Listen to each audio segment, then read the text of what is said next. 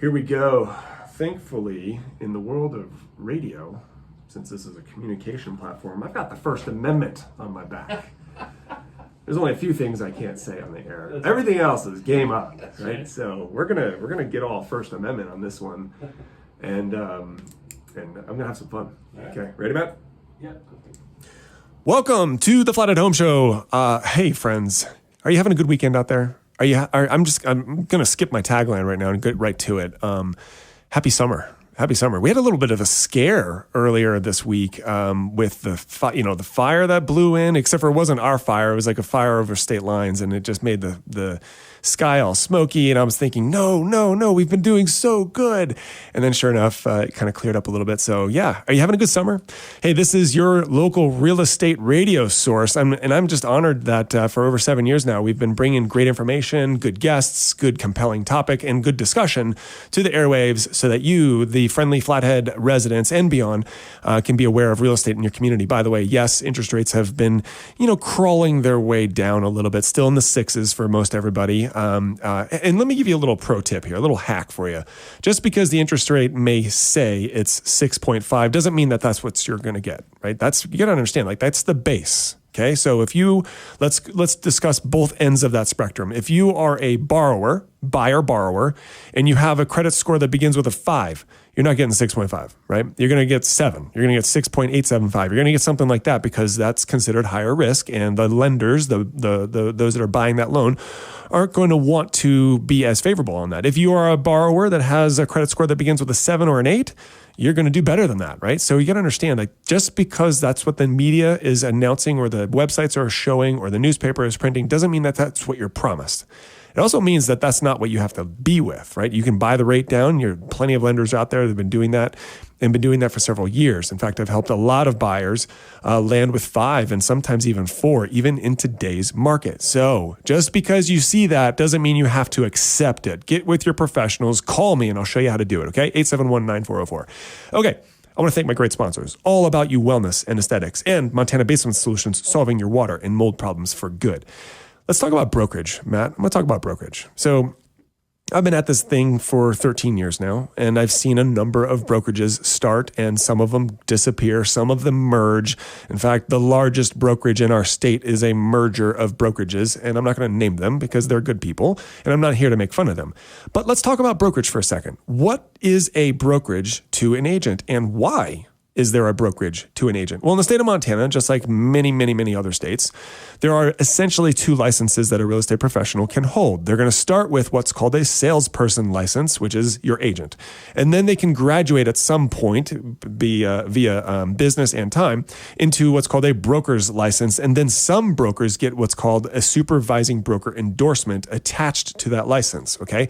The supervising broker endorsement allows that broker to be the broker for the brokerage, and then they're responsible for everybody else's paperwork or everybody else's license. Okay, so they basically are kind of like the commander-in-chief over the brokerage because they're the ones essentially on the hook for the contracts. So if I write a nonsensical contract and it gets accepted and it goes to the closing table and there's this big hole in the contract called liability and it shows up in front of a courthouse, my supervising broker also gets to join me in the courthouse, which is why you should thank your supervising broker because they're also wearing capes, although you can't see them. So by the way, fun fact, my supervising broker is my wife. And we like to joke because nobody else will. So it's good. It's all good. All right, we're just a good team at this. Okay. So now that I've illustrated that, for those of you interested in the real estate world, there is Real Estate 101. For those of you who just got into the real estate world and you're confused as to why this person is signing your documents, there's Real Estate 101. Okay. So the brokerage, though, is a team or a group of professionals all decided to work together. Now, there are a lot of different brokerages out there, and I'm going to give you just kind of like the flyover, the 40,000-foot perspective of this. We've got the big brokerages, right? The big box, I like to call them the box store brokerages because they're tried and true. They've been around forever and a decade. They have big brands. Everybody recognizes those brands, and therefore, oftentimes those big box store brokerages will sell the agent on why they should join that big box store brokerage because of the brand. So I like to say they're brand centric. It's because of the brand people know, like, and trust the real estate behavior. Now, I'm not here to bash that. I'm not here to say that that's wrong or that that's right. I'm just here to call it out. It's kind of like there's Toyota, right? A brand. And you either love or despise that brand or trust. Most everybody trusts that brand. And so if I say, hey, Matt, here's a Toyota, he's probably going to think that that's a good thing, right? Hey, Matt, here's a Datsun. What is that, Justin? Oh, yeah, it's another brand. It's not around anymore, maybe for some reasons that we're not going to get into. However, we all understand what it means to be brand-centric. Some brokerages out there claim that they're agent-centric. And I say claim because some of those brokerages claim that they're agent-centric, yet they're still brand-centric. Their brand is that they're agent-centric. However, let's unpack it for what it's worth. Agent-centric brokerages look a whole lot like brokerages that allow their agents to have a lot of freedom. Okay, a lot of freedom means they get to put whatever they want on their signs as long as it doesn't violate fair housing and as long as it complies with MLS rules. They get to put their face. They get to maybe identify as a team. Even if they're not a team, they get to have a lot of leverage, a lot of a liberty in how they brand themselves. And that's because the brokerage is here to say, hey, we are agent-centric. We really don't care about us. We care about you, the agent, and we want you to advance this thing called real estate. Let's get into that when I get back from this break. This is the Flathead Home Show. My name's Justin Meccia. We're talking about brokerages, why and how they exist. Okay. Yeah, because then I get to share my brokerage. Yeah, so, okay. Let's just jump right in it, okay? Okay, we're back. It's the Flathead Home Show. My name's Justin Meccia. We're talking about brokerages. Brokerages, who they are, what they are, and why they are in existence for the agent. Okay, so as I explained last segment, an agent joins a brokerage when they get their license. They get their salesperson license in the state of Montana. They join a brokerage. There is a supervising broker identified at that brokerage that is ultimately responsible for all of their contracts. And they choose, for a number of reasons usually, what brokerage or why they broker the brokerage that they chose to get in business with. They choose that for a number of reasons. Sometimes it's community. In fact, I should say this. I would hope that it's always community. There should be community at your brokerage. Your brokerage should be a lot like a family, a lot like a team that you get to be a part of, because in those areas, in those brokerages, you will find greater success. As the adage suggests, because it's true, if you want to go fast, go alone. If you want to go far, go together. So if you're new in this business, or if you're lonely in this business, get into a brokerage that offers community. Get into a brokerage that has regular meetings, that has regular accessible individuals. Let's talk about the .coms for a second, because those are kind of like a disrupting brokerage. Okay, so the .coms came in and said, yeah, we are a brick and mortar-less brokerage. In fact, I can think of probably the world's largest .com brokerage right now, which in my opinion is a silly name, yet I'm not going to talk about it. And they came in and said, yeah, we're going to remove the brick and mortar aspect of the office, the real estate office. And as a result, we're going to save a whole lot of money. And then therefore, we're going to be a cheaper alternative for you, the agent, to come find success with. And they weren't incorrect in that they became a cheaper alternative, kind of. And then they added all these fees, and turns out they're actually not that much cheaper, although it feels like they're cheaper. And they were also correct in that they built a brokerage without an office. They built a brokerage without brick and mortar.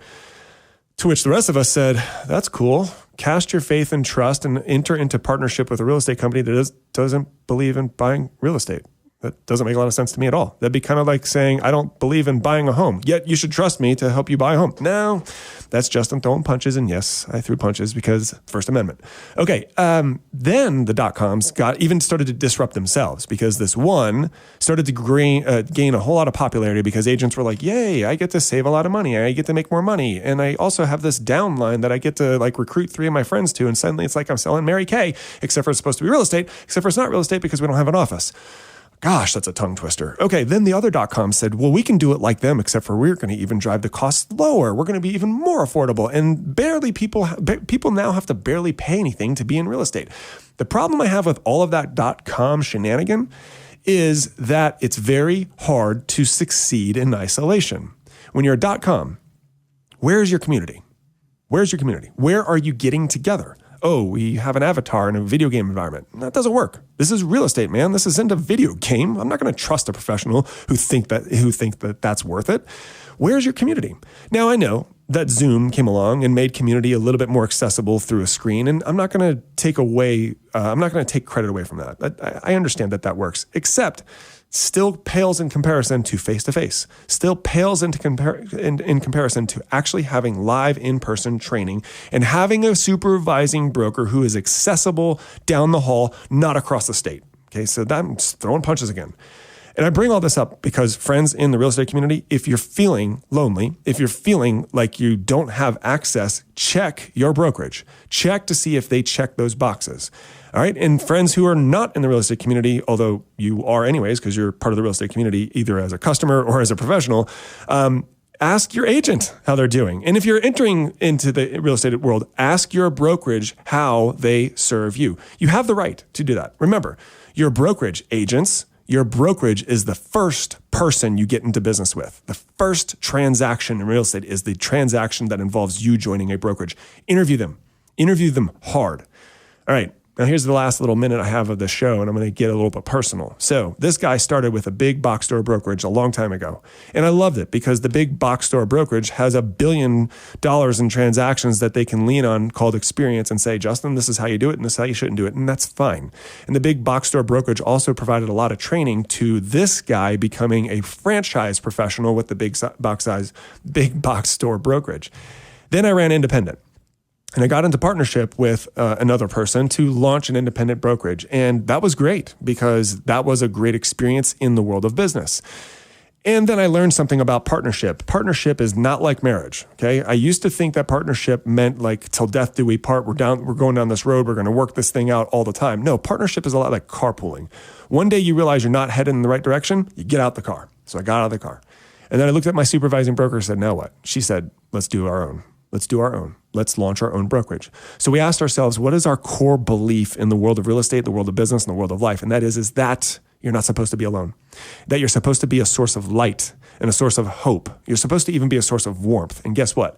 That's when Campfire was born. Campfire Realty, the latest brokerage right here in the Valley, with my wife and I and another partner or another friend who is now our partner in this as well, putting the fire together, inviting people to stay warm by the fire, to do this thing called life and business and not do it alone, do it together. So there you go, Campfire Realty.